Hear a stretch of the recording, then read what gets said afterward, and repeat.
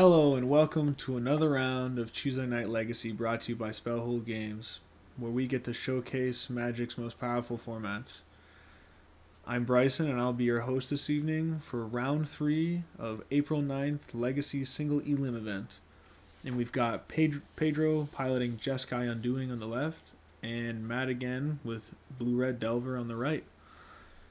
Pedro's Jeskai Undoing list is similar to James in that it's combining Narset Parter Veils with Days Undoing in order to leave your opponent with one card in hand and you with a full grip of 7, as well as running cards such as Shark Typhoon and Snapcaster Mage to sort of gain advantage on the stack. And Matt's deck, Blue-Red Delver, he's using Dragon's Rage Channeler, Delver of Secrets, and Murktide Regent as potent threats to crush his opponent while maintaining board state with Force of Wills, Dazes, Lightning Bolts, and Wastelands in order to maintain the tempo advantage and deal 20 damage to his opponent. Enough with the introductions. Let's get the gameplay started. I believe Pedro got the play here. And looks like it's going to be both keeping their 7s. Pedro's going to start off by cracking that Prismatic Vista, most likely grabbing a basic island there. And going to fire off a Ponder Brainstorm. There goes that Ponder. Looking like keep on top. Got an extra land there, pass the turn. Matt with the traditional Volcanic into Delver. Pedro gonna swiftly fire that Prismatic ending to clean up that Delver, paying 1 color in the 1 white to exile that Delver. Follow that up with a Ponder, check out to see what's on top. Decides to keep and draws. Matt following up one threat with another with that Dragon's Rage Channeler. Immediately getting a Surveil off of that Ponder. Decides to bin the Volcanic and resolve the Ponder.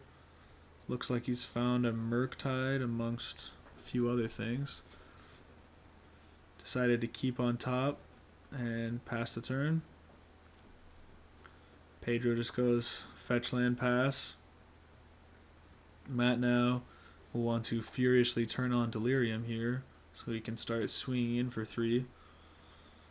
Goes for Brainstorm, Surveil trigger. I believe you should know what that card is.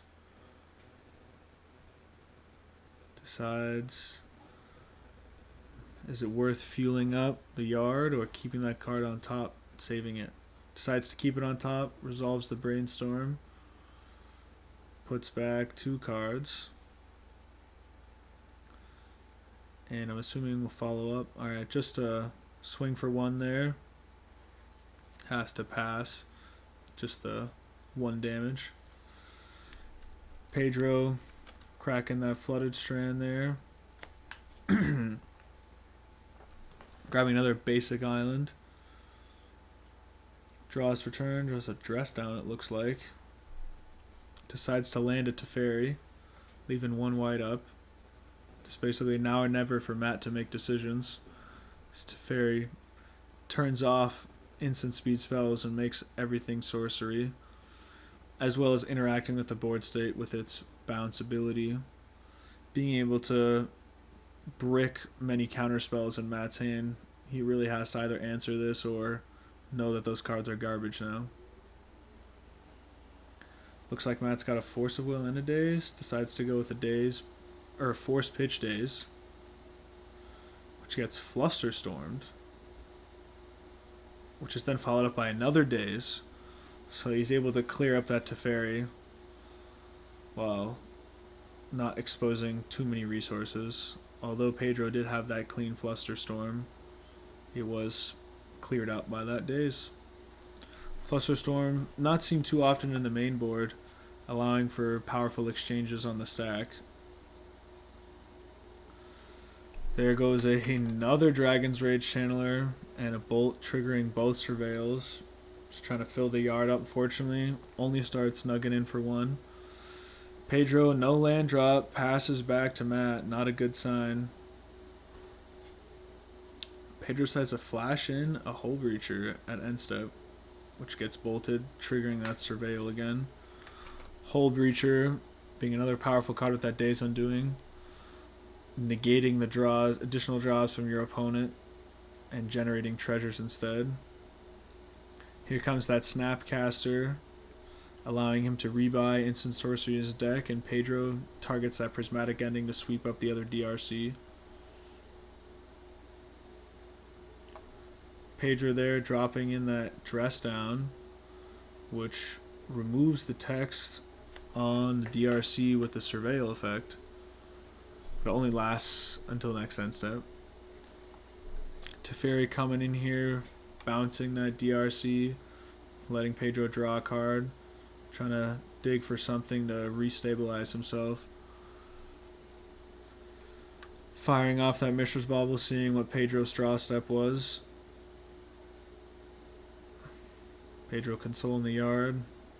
Maybe he's got a Snapcaster in hand. Matt deciding that Teferi's a problem, so he uses DRC to take out the Teferi in combat. Inspecting the yard. Maybe wants to deploy that Murktide in his hand. Decides now is not the time. Pedro dropping a 10, grabbing that basic mountain. Untaps. Probably doing that just for deck thinning at this point. Gets another Dress Down in, also getting rid of the +2/+2, so only takes the 1 from the Death Wretch or Dragon's Rage Channeler.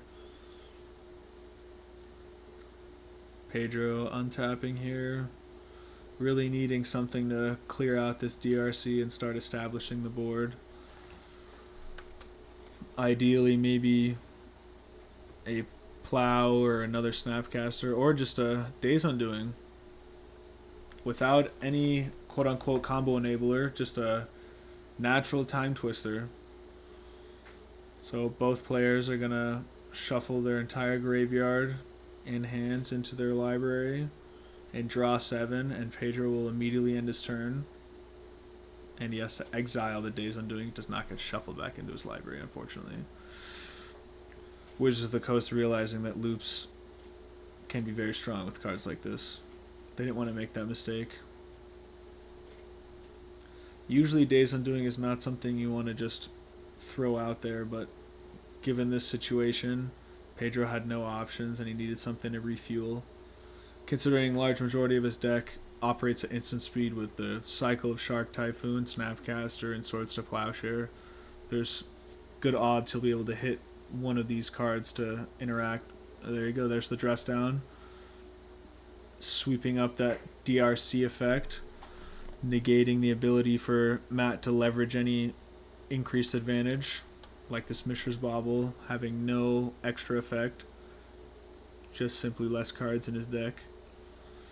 Ponder, regrettably not triggering either of the Surveils here.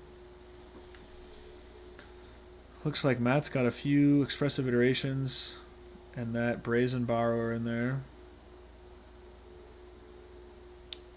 Cracks that fetch land, grabbing his other volcanic island. Pedro decides now's the time to fetch as well. Probably getting another. Oh, there goes the Tundra. First dual land on Pedro's side. The cycle. The Shark Typhoon, I think, for 0 there. As with Dress Down in play, even if he cycled it, he would still die due to the Dress Down effect. There goes that Ponder there.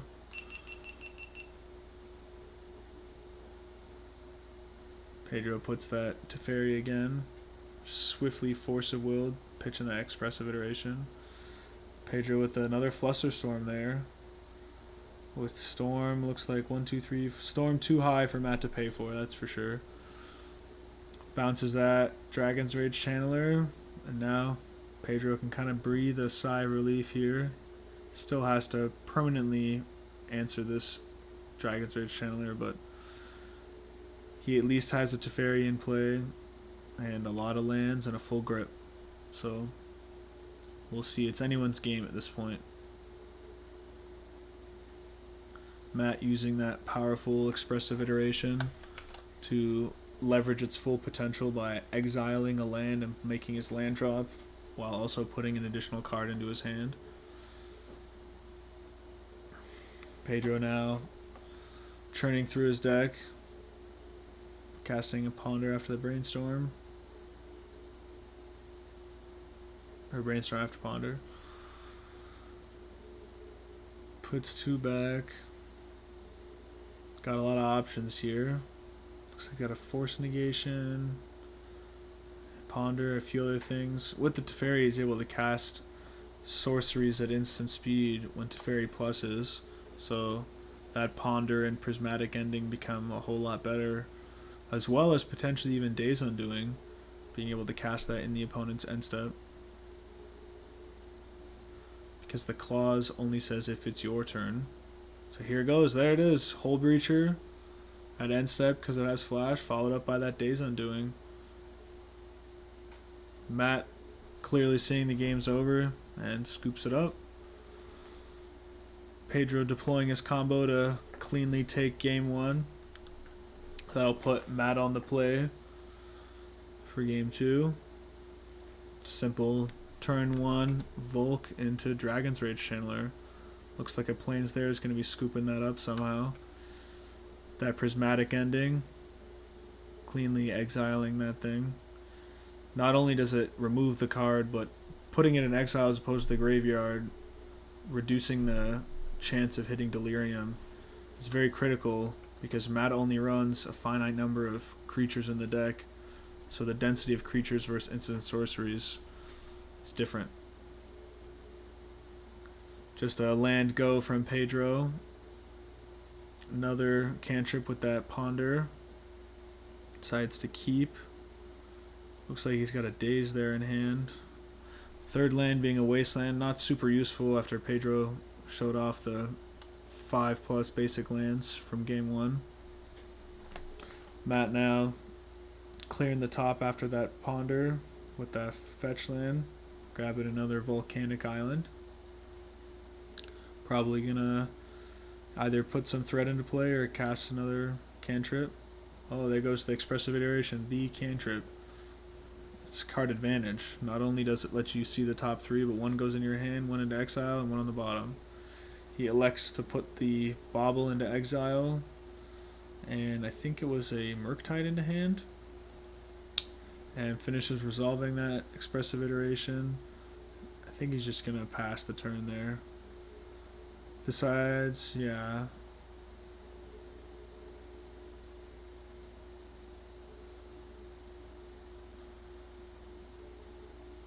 Not too sure what happened there. I think it was he dazed his own Bauble, then paid for it off the Wasteland so he could redeploy his land and play the Delver. I think that was the sequencing there. And then Pedro used that plow to sweep up the Delver, which gave Matt the window to deploy his Murktide. But there goes Pedro with another plow to sweep that thing up and clear out the board state. Legacy presenting many interesting interactions that make you think for a minute.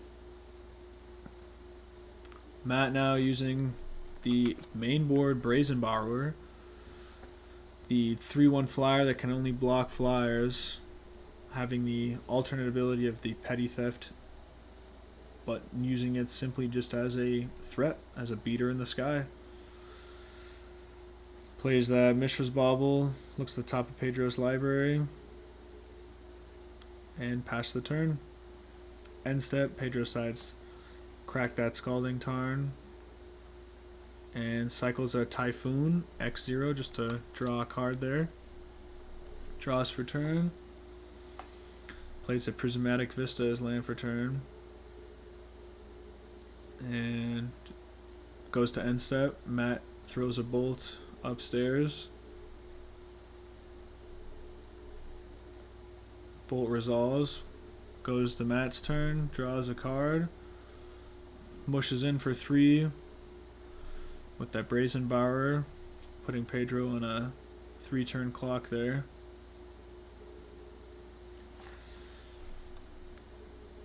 Pedro deploying that Brainstorm at Matt's end step there, which gets Pyroblasted. Where's that Pyroblast there? Being able to counter or destroy target blue spell / permanent. Very strong in these blue intensive mirrors, allowing for the 1-for-1 removal / counter spell. Now we've got Pedro responding to the Brainstorm with a Snapcaster Mage, being able to flashback instant sorcery in his yard. Matt looks through his yard, and it looks like he's targeting that Swords to Plowshare. He casts the Plow, and Matt fires off a Force of Negation, which is similar to Force of Will, allowing him to exile a card as opposed to paying its mana cost. And it counters the Swords to Plowshare and sends it to exile.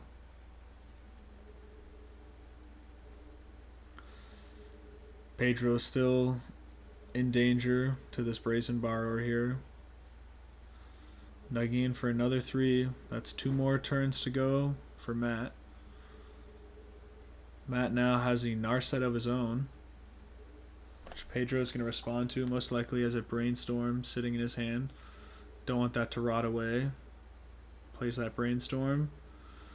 This Narset shutting down the draw. You'd just be shoving 2 cards from your hand on top of your library. Not too good. Unfortunately for Pedro, the Narset resolves. Looks like it found Matt a Lightning Bolt. Since Pedro's life is so low, Lightning Bolt is a very high value card right now. Yeah, it looks like Matt's trying to decide either Lightning Bolt or Force of Will. Oh, Flusterstorm. But I think, yeah, he goes with the Lightning Bolt, as that represents more than half of Pedro's life total. Nugging Pedro to 2. Pedro hits the Narset to 1 and then sweeps the board with the Supreme Verdict. Supreme Verdict being a clean answer as it's uncounterable. Oh, I don't have Supreme Verdict. Let me pull that up.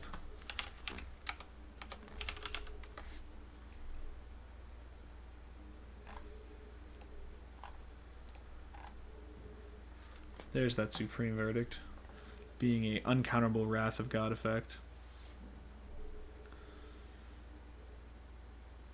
Matt now with that DRC on the battlefield, threatening to take out Pedro. Pedro deploying his own Narset, which gets Pyroblasted.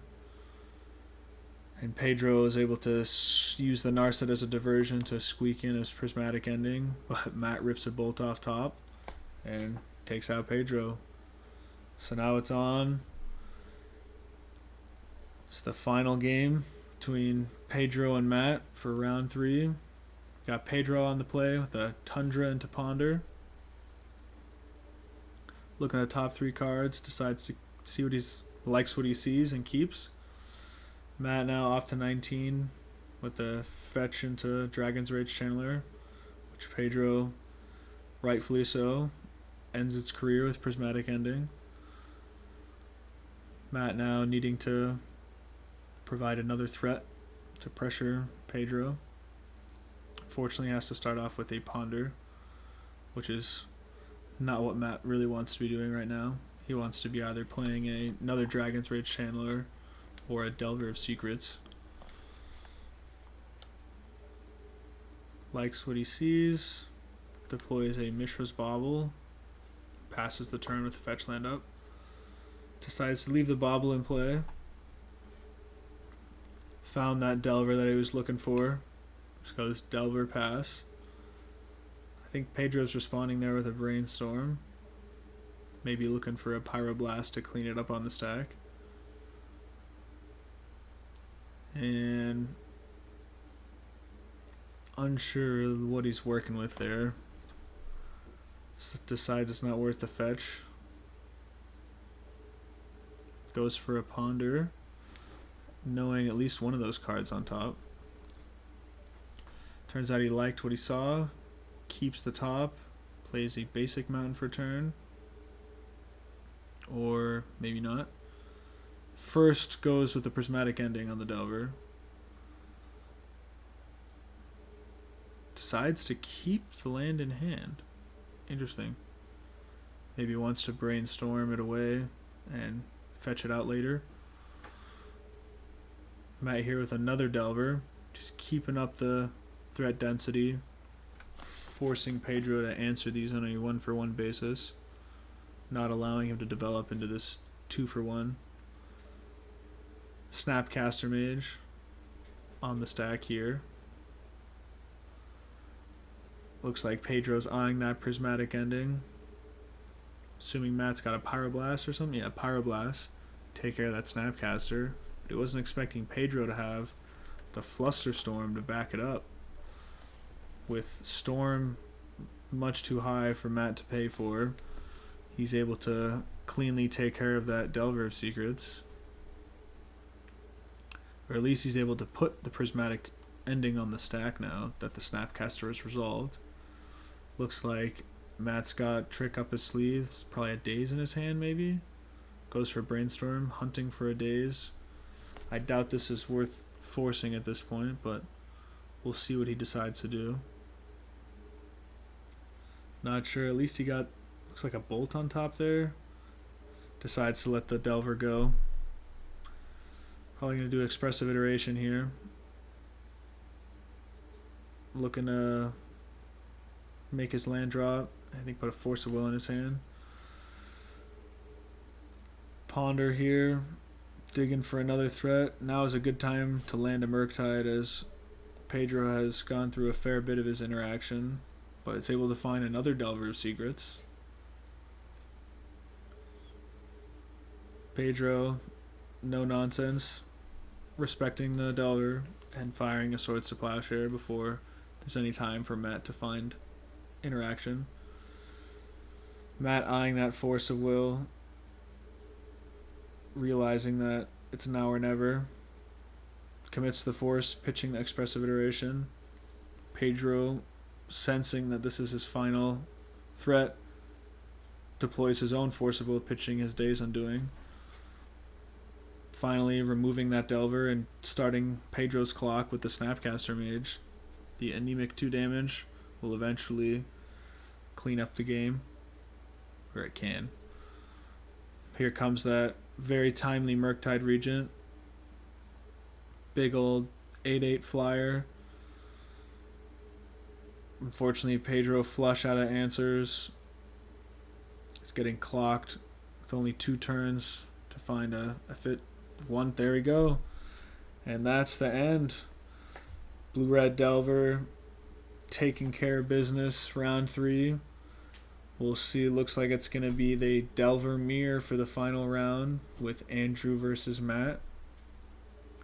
Just want to say a special thanks to Spellhold Games for allowing us to record and use this space and create this content.